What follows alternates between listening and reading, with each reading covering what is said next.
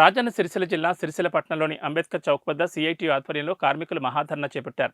ప్రభుత్వం సిరిసిల్లలో నెలకొన్న వస్త్ర సంక్షోభాన్ని నివారించాలని, తక్షణమే బతుకమ్మ చీరలను, ప్రభుత్వ ఆర్డర్లను, పెండింగ్ బకాయిలను, సబ్సిడీ డబ్బులను అందించి అన్ని రంగాల కార్మికులకు, ఆసాములకు పని కల్పించాలని, నేతన్నల ఆకలి కేకలు ప్రభుత్వానికి వినిపించాలని సిఐటియు ఆధ్వర్యంలో పెద్ద ఎత్తున మహాధర్నా చేపట్టారు.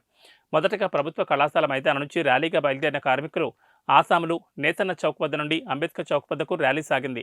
అనంతరం సిఐటియు ఆధ్వర్యంలో కార్మికులు, ఆసాములు మహాధర్నా చేపట్టారు. ఈ సందర్భంగా సిఐటియు నాయకులు మాట్లాడుతూ, నేతన్నలకు ఉపాధి లేకపోవడంతో తమ కుటుంబాలను పోషించుకునేందుకు అనేక ఇబ్బందులు గురవుతున్నారని, ఇక్కడి కార్మికులు మరమగ్గాలు బంద్ కావడంతో కార్మికులు రోడ్డున పక్కన నిలబడి పనుల కోసం హోటళ్లలో చాయ్ కప్పులు కడుతూ కూలి పనులకు వెళ్లి మట్టి పనులు చేస్తున్నారని ఆవేదన వ్యక్తం చేశారు. వైఖరిని బట్టి పౌర్ణం కార్మికుల యొక్క జీవితం ఆధారపడి ఉన్నది. అందుకని బకాయి ఉన్నటువంటి డబ్బులు వెంటనే రిలీజ్ చేయాలని మేము ప్రభుత్వానికి డిమాండ్ చేస్తున్నాం. అదేవిధంగా 5,000 మంది కార్మికులకు సంబంధించి యార్న్ సబ్సిడీ 18 కోట్లు బాకీ ఉందట. ఈ 18 కోట్ల రూపాయలు కూడా వెంటనే రిలీజ్ చేయాలని మేము డిమాండ్ చేస్తున్నాం. ఇప్పుడు గవర్నమెంట్ చెప్తున్నది ఏంది, కాంగ్రెస్ వాళ్ళు మేము వచ్చి ఇంకా 100 రోజులు కాలేదు అని.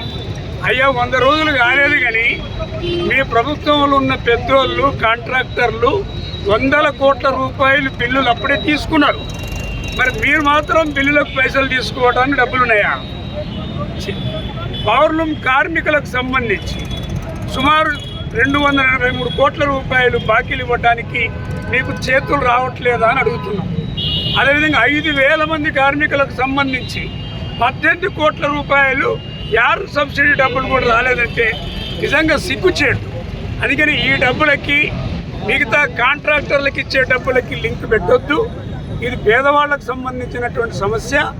30,000 మంది కార్మికులు ఈ వృత్తి మీద ఆధారపడి బ్రతుకుతున్నారు. అందుకని ఈ ఆధారపడి బ్రతుకుతున్నటువంటి కార్మికులకి న్యాయం చేయడానికి ప్రభుత్వం వెంటనే స్పందించాలని సందర్భంగా మేము డిమాండ్ చేయడం అనేది జరుగుతూ ఉంది. అదేవిధంగా కేటీఆర్ గారు నిన్నటిదాకా చేనేత శాఖ మంత్రి, ఇప్పుడు తుమ్మల నాగేశ్వరరావు గారు చేనేత శాఖ మంత్రి.